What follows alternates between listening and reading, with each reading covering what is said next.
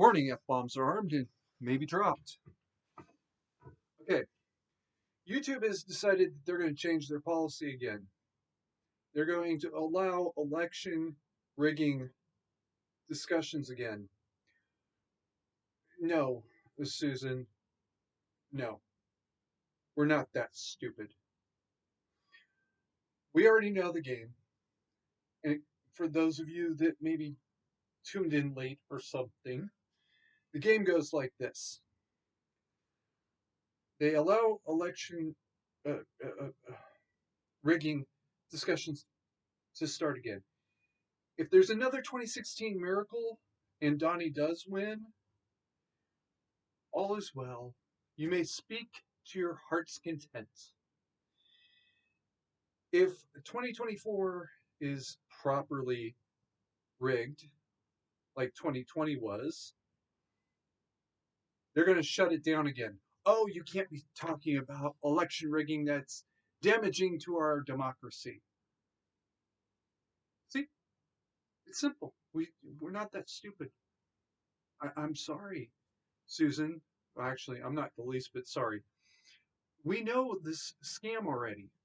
Goes one way, you allow it. Goes the other, you shut it down. Channels have already been nuked from orbit over this, and they're not coming back. Even if you mysteriously unban them and make all of their material public again, they're just not going to come back. And I don't blame them. I'd be out of here too if there was a real alternative for me at this point. All right.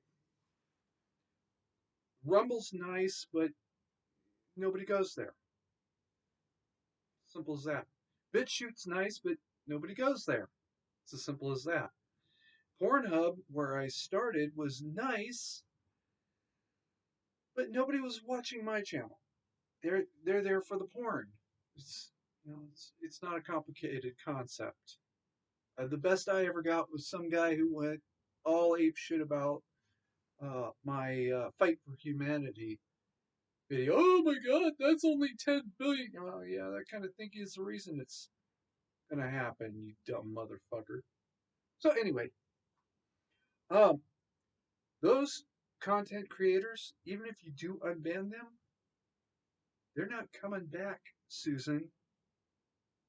They're gone. Those channels are gone. You destroyed them because you liked the results of the election and nothing more. And nobody's falling for it. All right. I already know roughly a month or so. Elections are in November. So, yeah. Oh, October. I'm going to have to take this video down. I'm going to have to remove it from the platform. Now, it'll already be up on Rumble and BitChute, so people will be able to see it if they really want to. But the reality is, it's going to be gone by October as well. It's October 2023. Oh, it's not that far away either, is it? On that note, I'm making a pitch for the October logout. What is the October logout? You actually log out of Facebook, YouTube, and Twitter. Twitter, I'm a little bit more flexible now for a couple of reasons.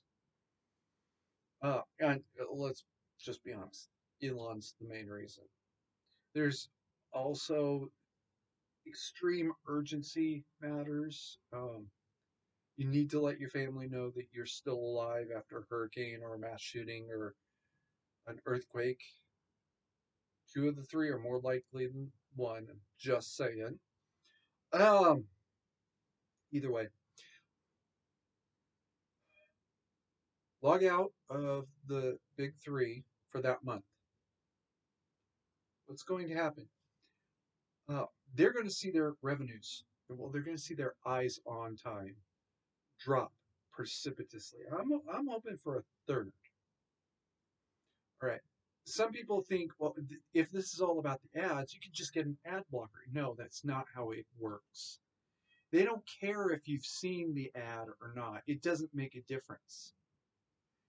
What they know is that They had 2 billion people looking at Facebook for an average of about 30 minutes a day, or YouTube for an average of 30 minutes a day, or Twitter for an average of 30 minutes a day. That is the real number. We had 60 billion view minutes, right? 60 million minutes of people looking at our platform. And that's how they set ad revenues. Advertisers don't really care that much either if you see their ad or not. They know 5, 10, 20 million other people did. That's why you need to log out. Now, if we could get, say, 2 million people to log out for the entirety of October, by the way, not just the first few days, but the whole month. You log out 01 October, you don't log back in until actually after the election, but we'll come back to that later. That will hurt ad revenues because they lose those 60 million view minutes. They could be looking at 10%, somewhere around there. The more people that do it, the more it hurts their view time. It's kind of like with television.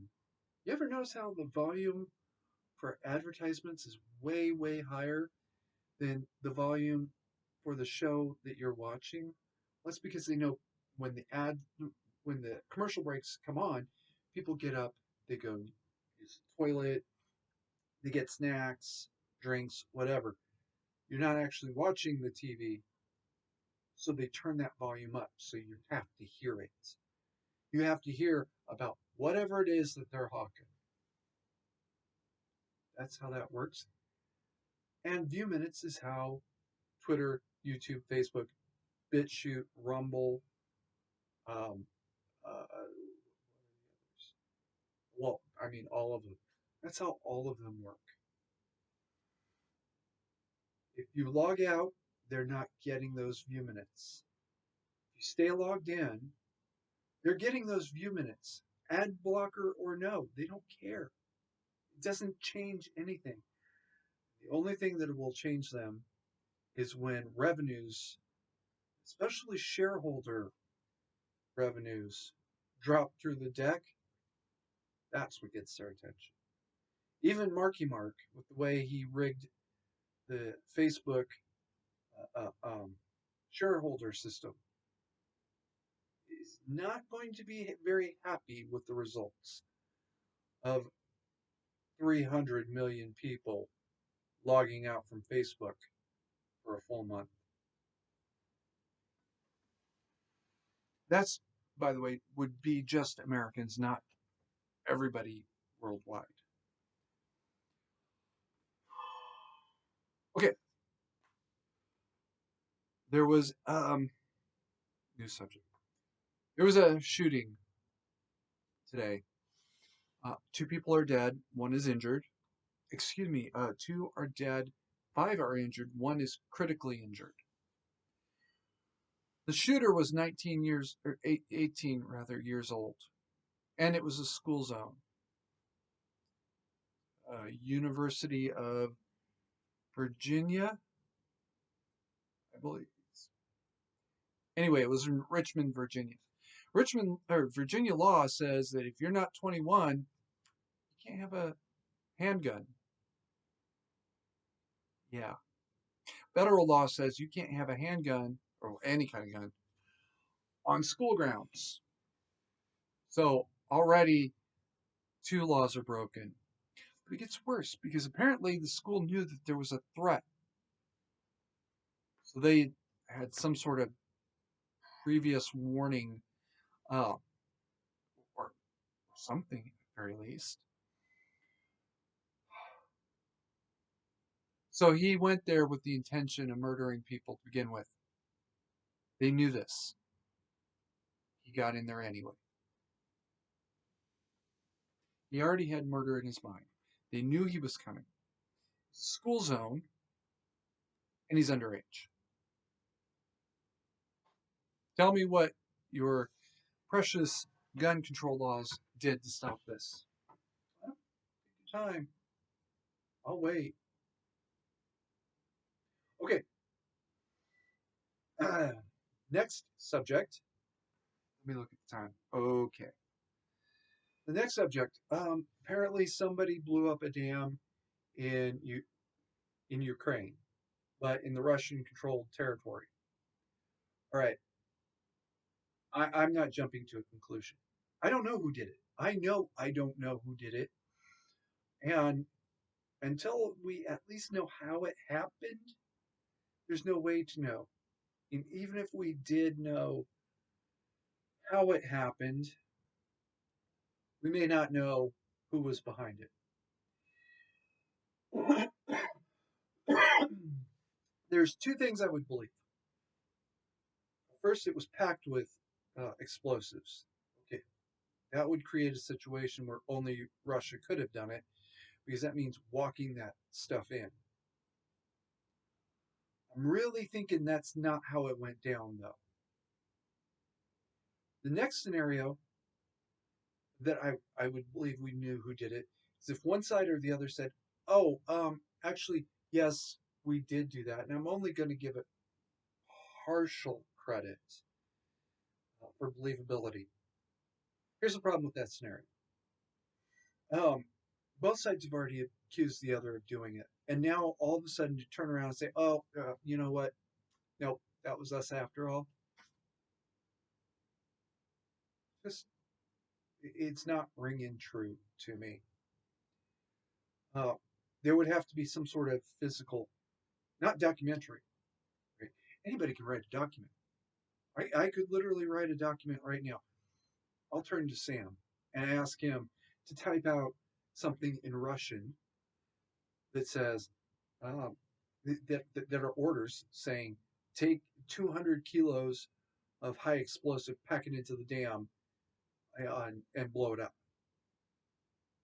I can do that. That is that is a plausible thing. I've already been accused once of stolen valor for presenting a redacted DD 214. All I did was I redacted my social security number, my home address. My actual real name is still on the document as it was presented. I was accused of forging the document. Okay, well, if I can forge a DD 214, I'm pretty sure I can forge Russian uh, military orders. Physical evidence is a little bit different.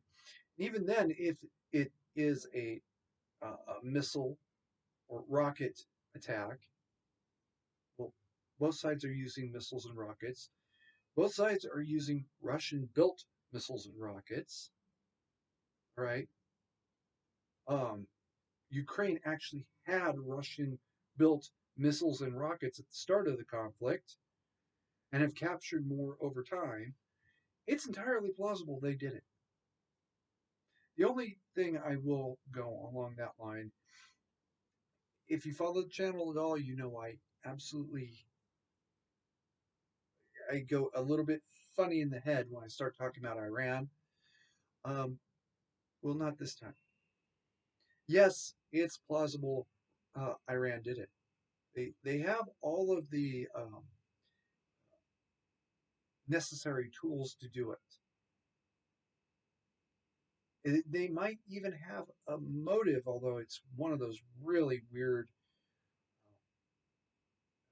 situations where no, just no.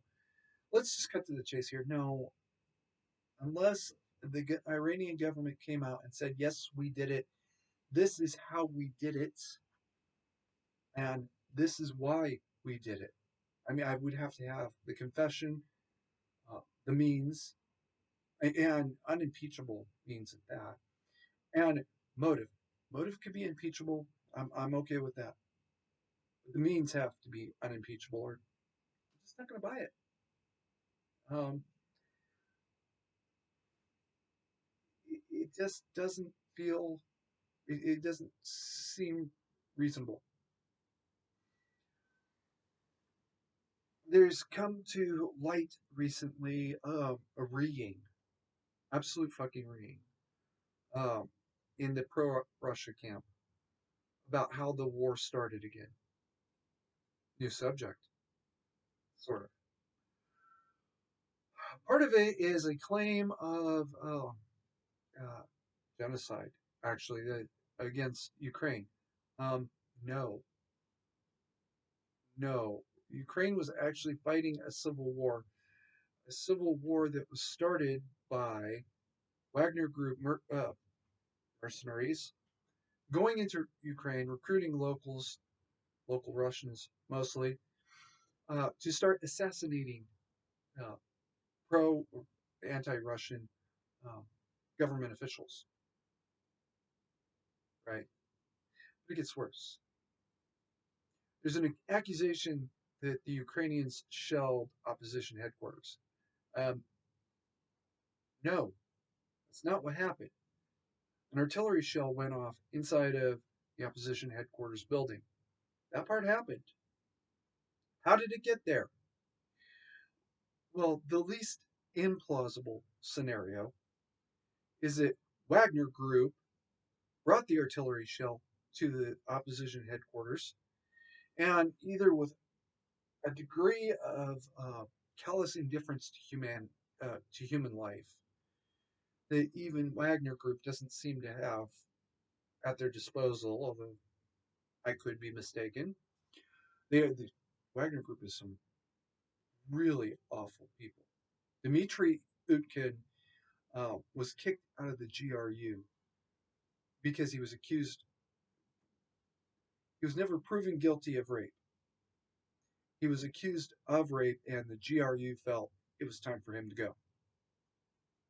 That says a lot. That says a whole lot. You should be very, very concerned supporting somebody like that. Moving right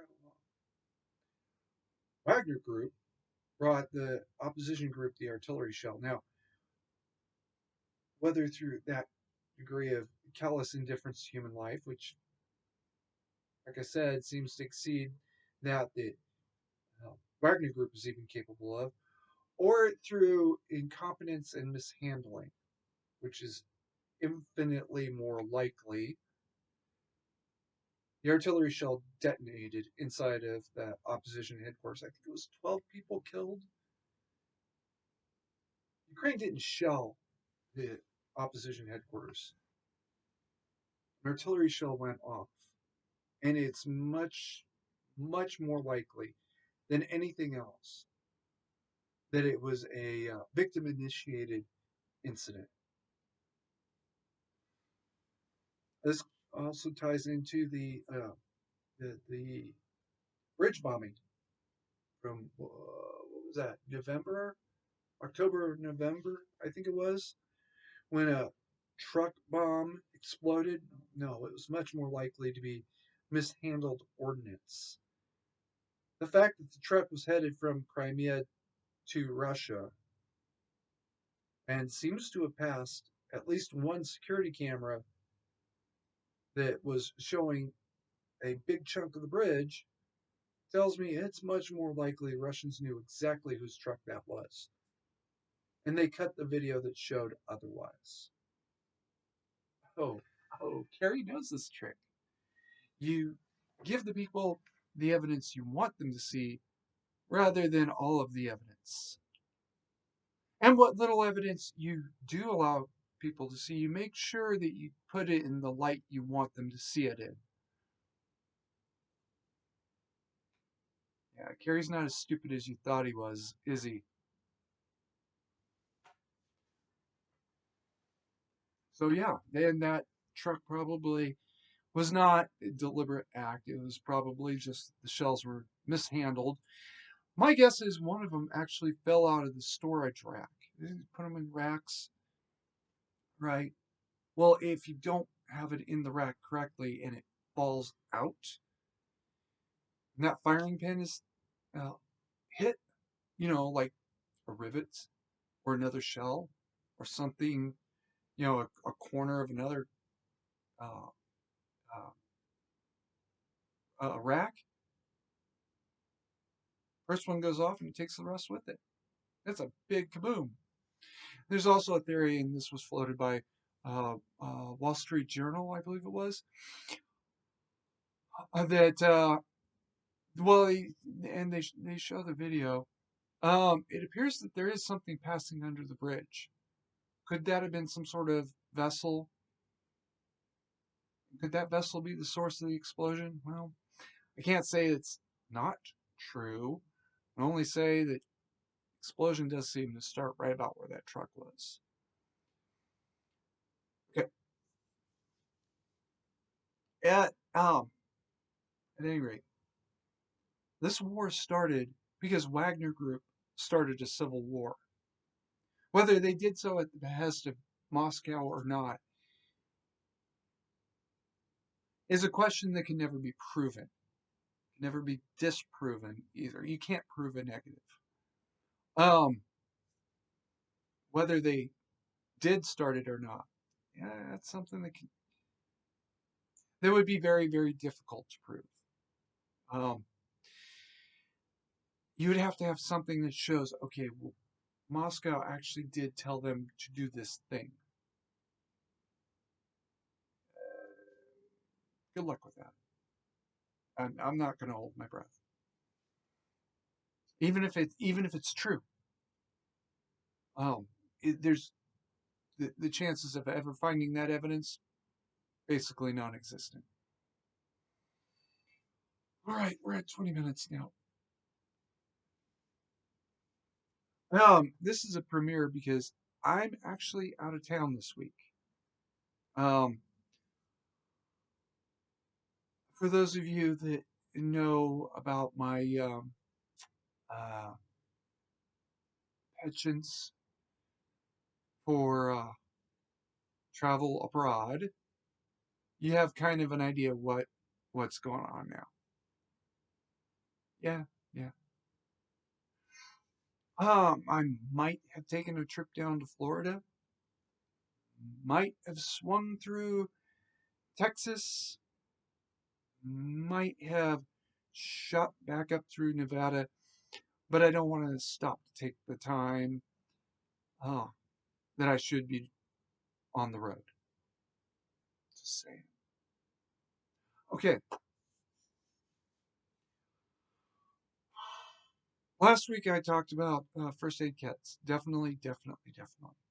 Have a first aid kit. Um, even if it's not part of your get home bag, have first aid kits. Right.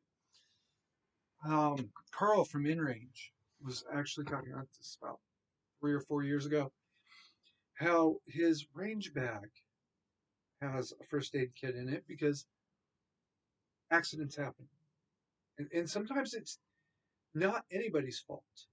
An undetectable defect in a bolt carrier or a gas tube becomes a major problem.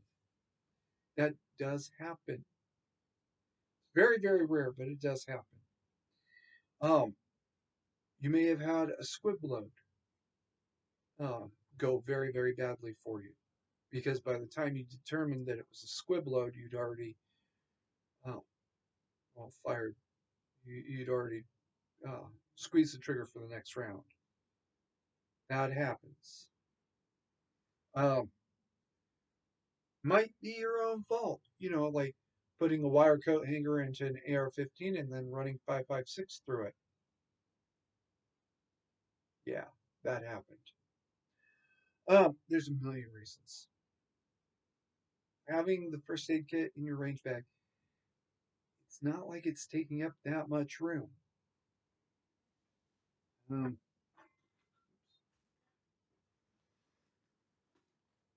here's the bag from last week.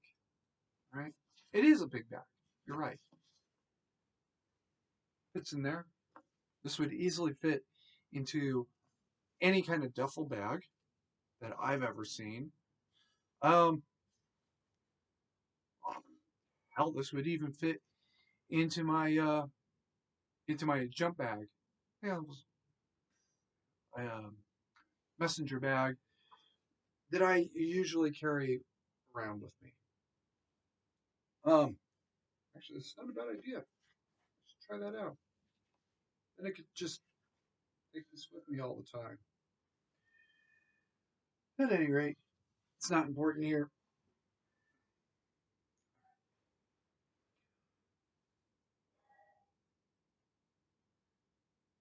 Definitely have a first aid kit. Oh, by the way, I want to emphasize this is the first aid kit with the two um, tourniquets in it. Not one, two. Well, actually, I don't even need one in real life. I have never needed a tourniquet in real life. I've needed triangular bandages a couple times. Um, I needed gauze uh, many, many times. I've needed tape many, many times. I've needed small bandages quite often. Disinfectants, Listerine. This bag with Listerine in it, right? Um, I've never needed a tourniquet. I've never seen a situation that required a tourniquet. I have seen a video of somebody trying to put a tourniquet onto a flesh wound. Not only did that happen, but it was a flesh wound to the guy's head. Oh, that was stupid. It is what it is. Okay, I also just learned of that apparently Defense Distributed is coming out with a new ghost gun system. I don't know the whole story yet. I'm very excited to find out because I mean I don't like the people at Ghost Gun. Okay, I detest them as people. Um, they're libertarians. I don't have to say any more than that. Um, but you know what? They're doing something that is really, really pissing uh, the overlords off. That actually does give them a little bit more grace.